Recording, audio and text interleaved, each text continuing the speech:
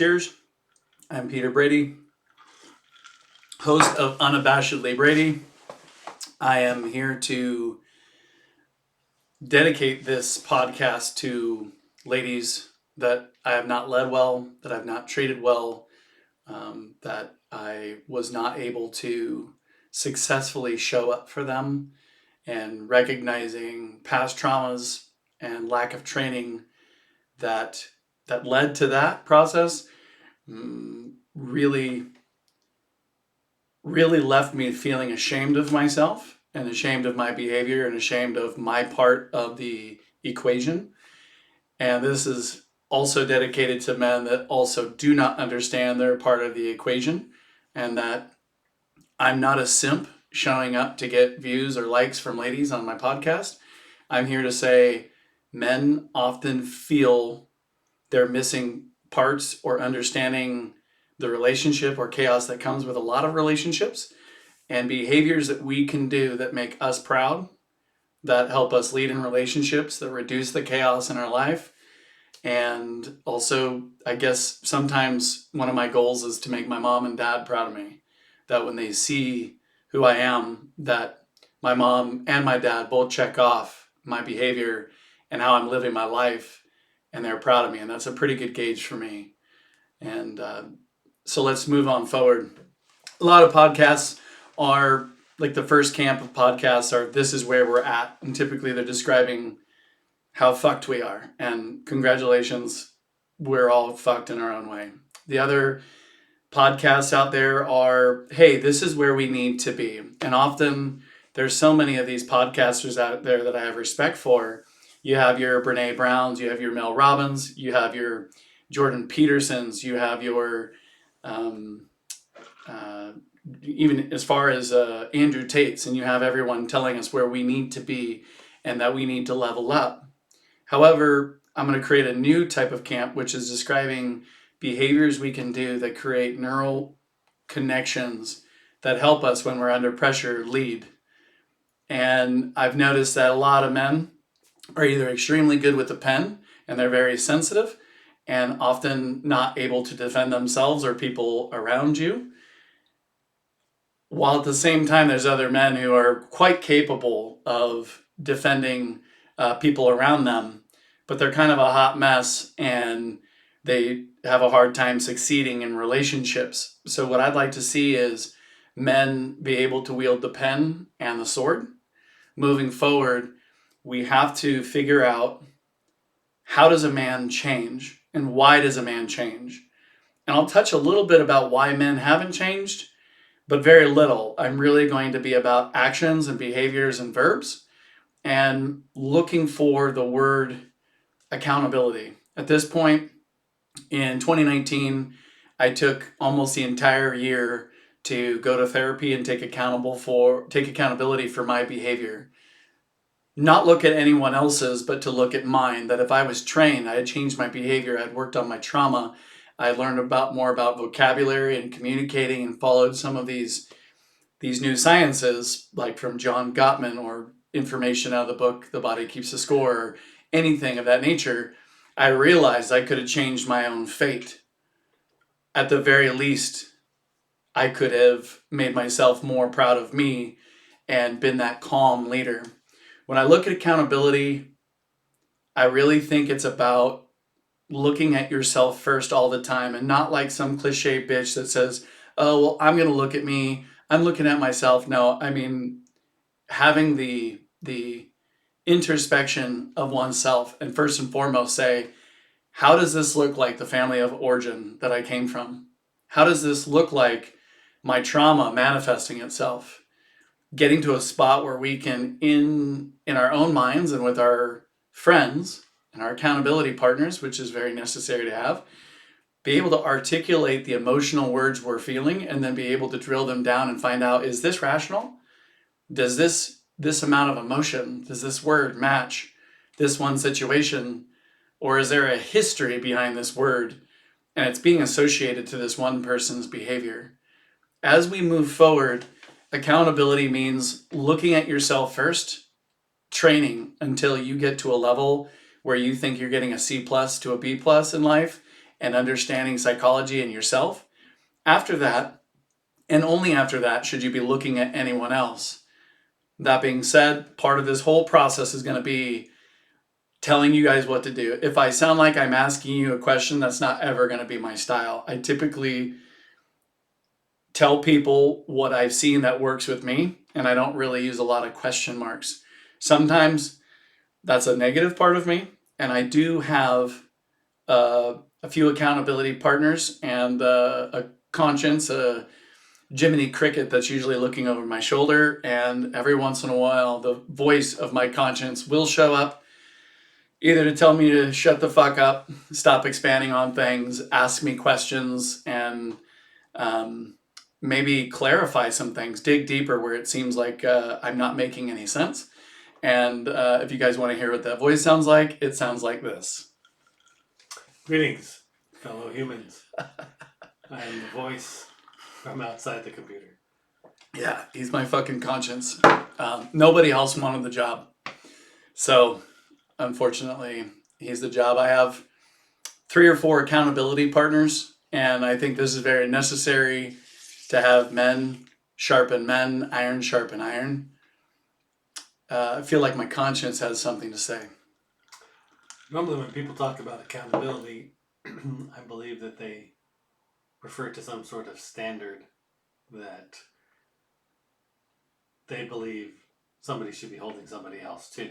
In the context of Unabashedly Brady, I believe the accountability that we're talking about is the mutual agreed upon points between 2 individuals.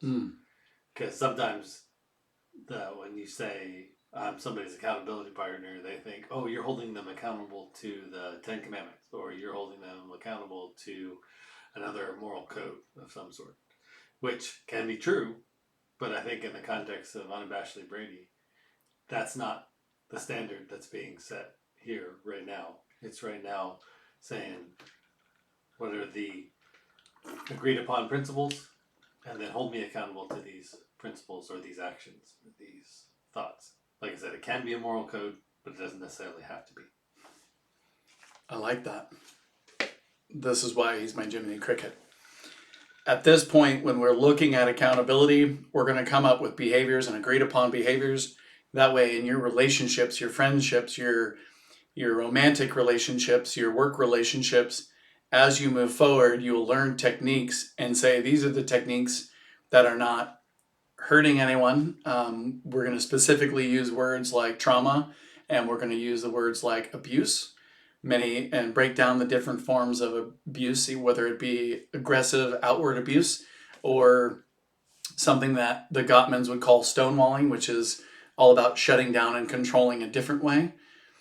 We're going to be very interested in training and writing out and putting out this moral compass. We're also going to figure out a way to create what I call a true north. When we have a behavior and we're in relationships with other people, if they both have a true north, that when they get upset, when they feel lost, when they feel challenged, what do they do? So I'll tell you guys, I'll ruin it. My true north is this. When I'm feeling extremely emotional, when I had a hard day, I have a list, and my accountability buddies know this list in case I can't even find it myself. But my list is, I typically call 3 people that I know are having a hard time. And I check up on them, and I let them know I'm thinking about them. And I let them kind of share with me where they're at. And if I have any advice or just a good ear to listen, they feel heard, they feel seen. I try to make 3 people feel seen. I get hydrated, I eat well, I work out, because I have a tendency when I'm not doing well to not do any of that shit. I also typically refocus on my purpose, whether it be this podcast, whether it be how I show up for my relationships. I study something new, I push myself to teach myself something, and this is what I do. I call this my true north. You're going to find out that as we go forward, that I'm going to remind people that when you're in this spot, one of the moral agreements that you'll hold yourself accountable to is this true north. That when things get challenging, when we feel these deeper, more challenging emotions, that we revert back and we train to get back to true north. And when we're in relationships with other people, we can not only lead that, but when they see what we're doing and they see us succeeding and they see how we show up, then they will either follow us and do something similar and find their own true north. That would be healthy behaviors that help them feel proud of themselves. And often we're not using our entire brain when we're feeling anxious or upset or angry or sad. Typically, we're not operating in the prefrontal cortex enough. So how do we get back to the prefrontal cortex? How do we start using our entire brain? How do we take a 30,000 foot view of this situation? And the reason I know this is because often I did not do that. At this point, I think I want to address men and say, we are not trained to handle this. When I look at our kindergarten teacher teaching us, how would you feel if Ray put glue in your eyes? Or if Sarah put glue in your eyes, Peter? I'd be like, I don't like it. And then the teacher would say, then that's how they feel. Then don't do that to other people if that's how you would feel. Well, after about kindergarten, they shut that down and they really stopped teaching us vocabulary that helped us understand what we're feeling. And one of the concepts of being trained or untrained has to do with, are we educated? Have we dug deep? Have we looked at our past family of origin and how they behaved, what we didn't like from our family of origin? How does that manifest itself in our relationships? What are you attracted to? So start training on, instead of having 5 different emotional words like bad, sad, mad, glad, happy, have 300 emotional words that where you can really articulate how you feel. The technique that would be best adopted from people like the Gottman Institute, who teach us how to speak without using shame language, without using blame language. There are a lot of ideas and a lot of concepts out there that tell us what to do. Now we have to train on them. A pilot is often not going to just wonder why they crashed if he just jumps on an airplane and on landing he can't finish his job. Well, because he wasn't trained. He wasn't trained for years. We equally have not been trained. We are equally have not been trained on how to be articulate. And you don't have to be a man of many words, but your words, I find often men's words are not trained on how to speak. And if we think our relationships are chaotic or challenging, we know if we train and we handle ourselves and we know how to wield the sword, but also first choose the pen, we're going to get somewhere. So this podcast is going to be coming up with actual trainings on how to create new neural pathways. So when we feel pressured, we show up. So when we meet people that are new, we can share with them this standard, this moral compass, or maybe just sharing that you don't rely on your own understanding, that you look to others and you look to other sources. And when you meet someone, you agree to these sources. Say, hey, I read this book, and here's what I pulled out of this. Are these behaviors? Do these behaviors make you feel safe? Or do these behaviors not make you feel safe? And this doesn't even have to be a romantic relationship.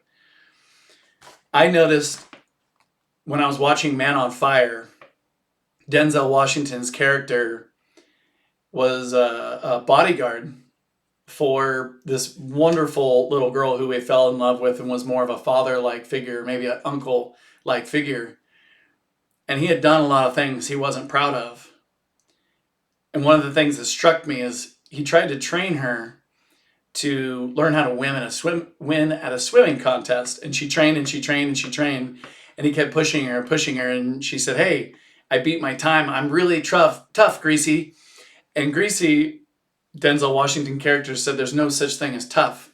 There's trained and there's untrained. And that struck me because I realized the majority of my life, no one had just made it that simple. So if we train and we put new neural connections in our head through the process of neuroplasticity, and we set a standard and we have the people in our lives gravitate equally to those standards, then we're going to be on our way. And I think one of the concepts of being trained or untrained, I think we need to keep asking ourselves, are we trained? Because we keep acting surprised that when we're in an argument, we keep doing the same behavior. Why?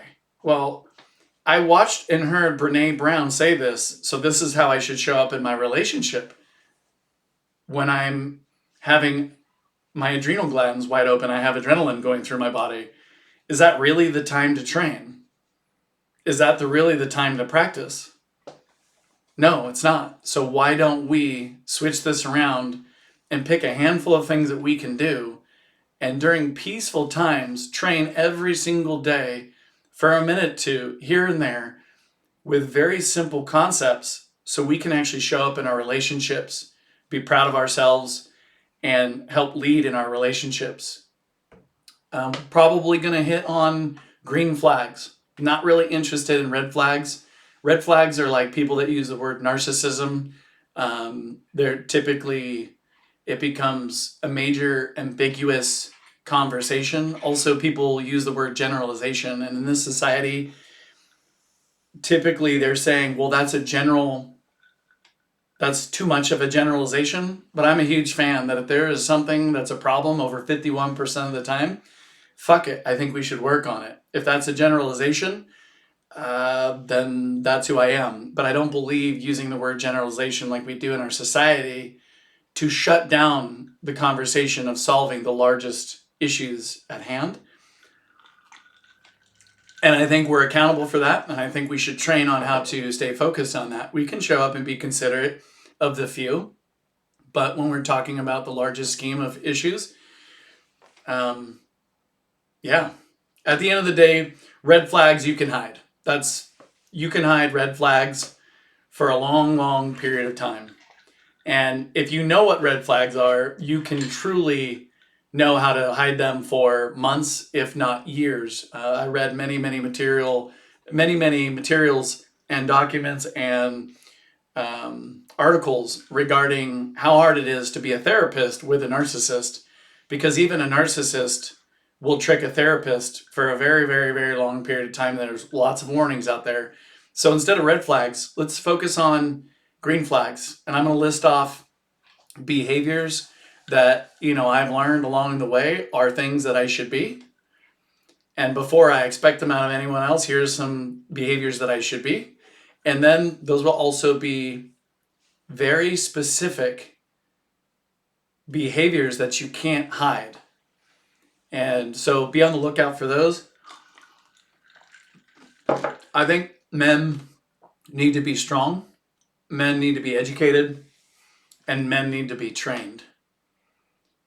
I know that there are some ladies I've had in my life that did not deserve my response and did not deserve to live in a world where I wasn't trained. They deserved for me to show up so they could be the healthiest, least fearful, most comfortable people and have that feeling that I can possibly provide. And I didn't show up like that. And again, I'm not a big fan of simps. I've seen a lot of people do podcasts, and what they want to talk about is stuff that makes women feel good with what they understand. And I think I'm not showing up like that. But I am going to tell the truth. The truth is, men should be trained first. Men should be leading first. Men should say sorry first. Men should know how to articulate their feelings first. They should be teachers. They should be leaders. They should be sympathetic. They should be empathetic. They should be very comfortable with who they are. They should have purpose. They should give some women something to believe in. I wasn't that guy. So I've trained for years to show up like that.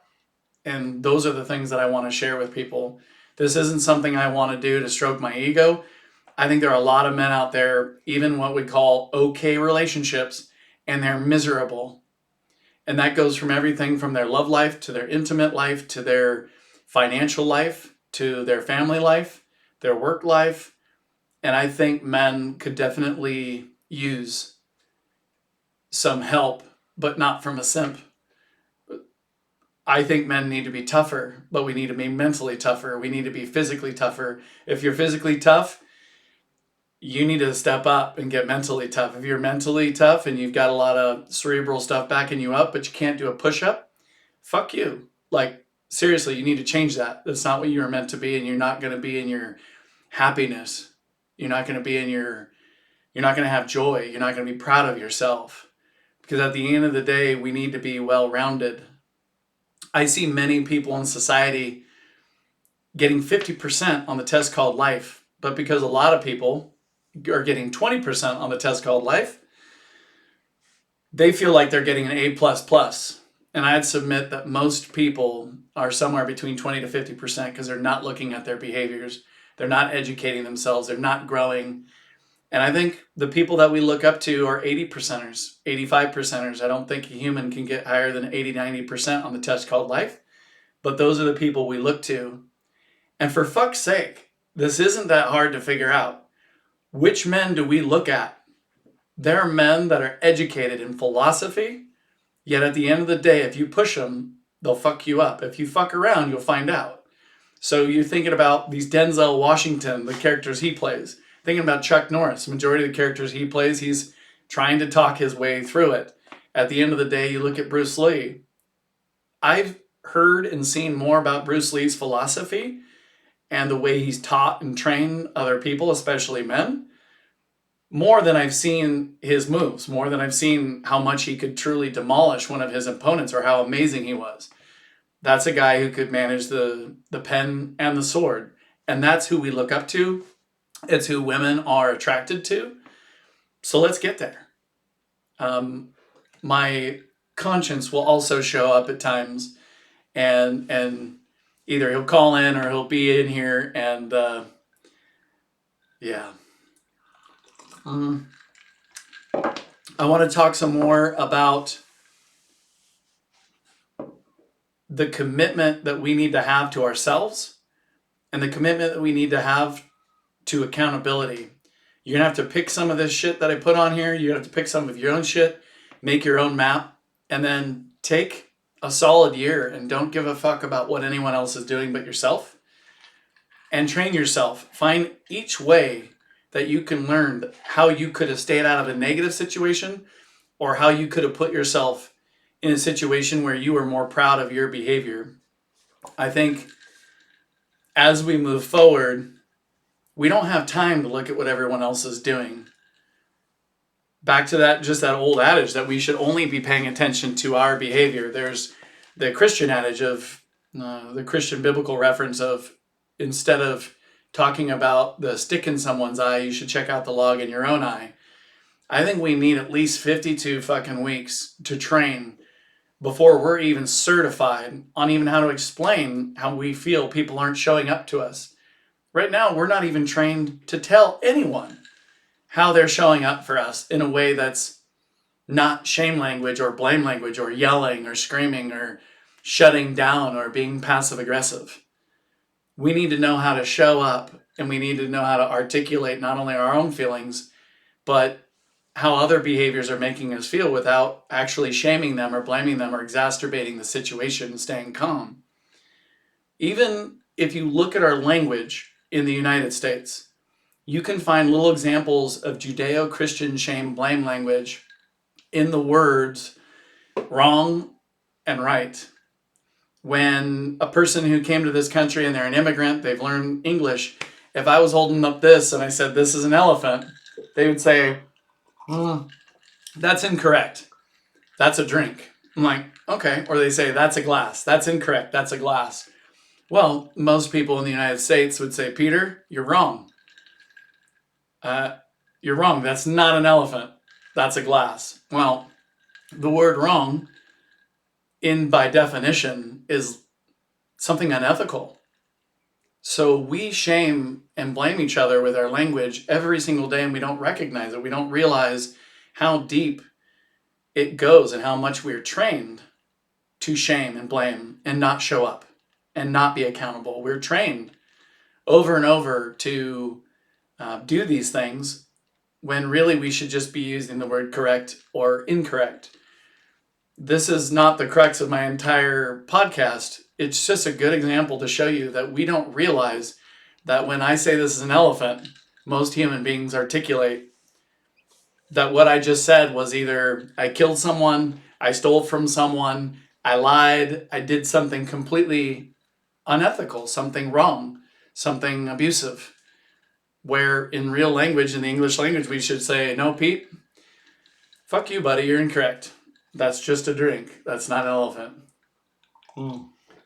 Conscience wants to chime in here. Mr. Brady, what did you say recently about shame is what? You compared it just momentarily to that. Anyway, I want the world, everyone to know that just because the conscience doesn't jump in and try to correct Mr. Brady on everything, doesn't mean the conscience agrees with everything Mr. Brady says. So, take that for what it's worth. And be on record. I'm watching, but I'm not always agreeing. My conscience taught me empathy in the past. My conscience taught me that humans are humans, people are people. And I think that's where I came up with less absolutes. I figured when I went into therapy, they taught me that absolutes are actually a form of abuse, saying you do this all the time, you do this all the time, this is all the time, is not a really healthy thing to do. So when I say people sometimes get 20%, sometimes people get 50%, sometimes people can get 80 to 90% of the test called life, I don't think anyone's perfect. And I think showing up perfectly imperfect is noble, is honorable, and something you can be proud of. Remembering that you're still, even at your optimum, are going to get 1 to 2 out of 10 questions wrong on the test. And that if you always show up and you know that somehow you are incorrect, and in some cases you are wrong in things that you do and how you behave and how you show up for the world, you can continue to grow. And when people see you grow, it kicks ass. And my conscience doesn't always agree with me. And a lot of times my conscience is correct. It's just not my time to learn that yet. Sometimes we all have to fuck around a couple more times and find out a couple more times before we go, I don't want to do that anymore. And sometimes we never find out. I've seen a lot of people die without finding out. I think we are in a society where most people are still very childlike. We were not trained on how to grow up. And our society has, through technology and education system and other things, has showed up for us where the more we fuck around, the less we find out, which is a breeding ground for not learning and for not growing up. I was very childish in a lot of my behaviors. I was very childish in a lot of my responses. And when you take trauma and you take someone who's untrained and you take childish, it makes for a very rough road for everyone around them. And I made the road very rough for a lot of people. I think as I move forward, my conscience is here, and my conscience is here to kind of show up for me and make sure that I'm digging deeper and explaining this better. And a great example that I can't do it alone. My conscience can't do it alone. We can't do it alone. And I think we need to find good people in our lives that want to get on board and say, hey, are you miserable? I'm miserable. You want to do some different shit? And it's like, yeah, why not? I have found the most interesting thing. I had a great conversation with my friend about an hour and a half ago, and I realized something that's really cool that men should be proud of. Men are often the first to run to protect people, but most people don't know that men are often the most romantic fucking creatures. They could be dangerous, could be untrained, but they hunger for romance. They hunger to have people be proud of them. They don't know the difference between healthy pride and unhealthy pride. They kind of took that away from us. But they want to be proud of themselves. And I think how we show up where we are is fucked. Where we want to get to is we want to be proud of ourselves. We want to emulate some of those people that we look up to. And we want to be that cool person that shows up who's educated in control of their emotions, finances, in control of their mind, body, and soul, and do not mind having patience and grace and empathy for those around them, yet at the same time be able to articulate boundaries, say where they came from, and ultimately not lean on their own understanding. Training doesn't come from leaning on your own understanding. Training comes from finding resources so you don't lean on your own understanding. If you lean on your own understanding, you'd be staying in that shitty bog it's called your life. So let's move forward. My conscience will show up a time or two and let me know when I've gone off the fucking rails or been too belligerent or been too absolute or any of the bullshit that I do. And we're going to do some cool shit. I think it's going to be interesting because, again, I don't want to say anything that says, men, we need to show up more. I'm going to say, men, this is how we show up more. And when we train to do this, we've set that expectation. So let's be accountable. Let's do cool shit. Let's have cool behaviors. Let's train during peacetime. Let's men help other dudes grow and hold each other accountable.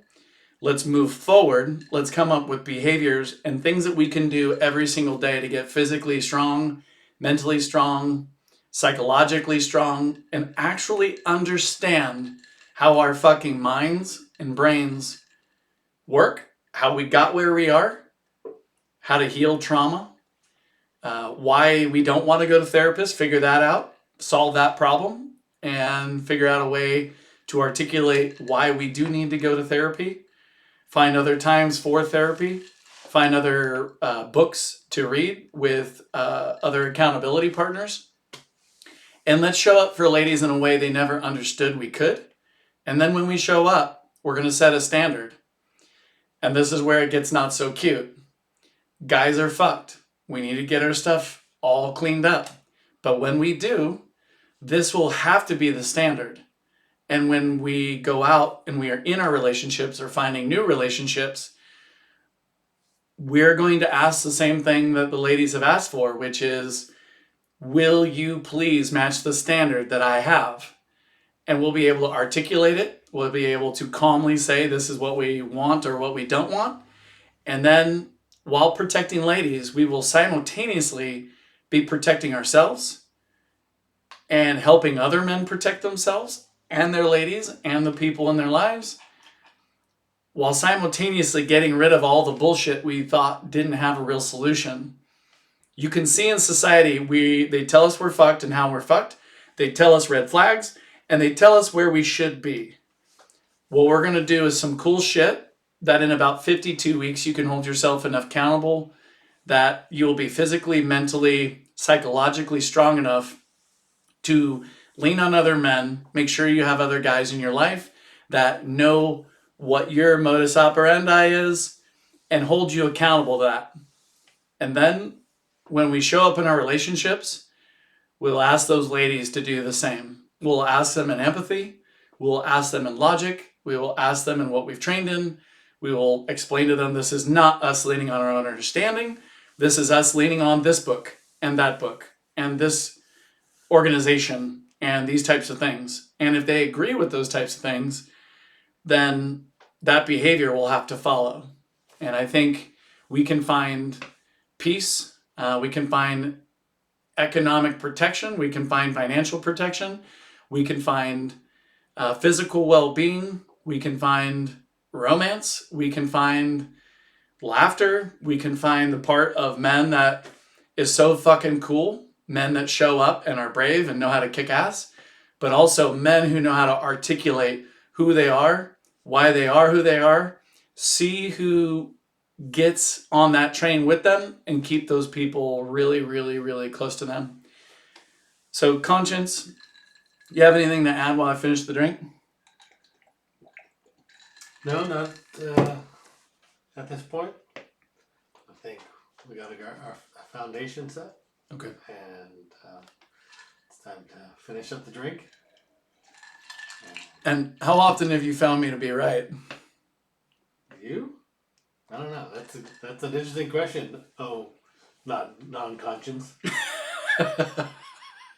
Have you ever known me to be wrong? Sure. Yeah. That's what I want to hear, baby. Now, quantifying your wrongness. Yeah. That's another story. That For is another podcast. That's another story. Anyway, drink's gone. You all have a good day.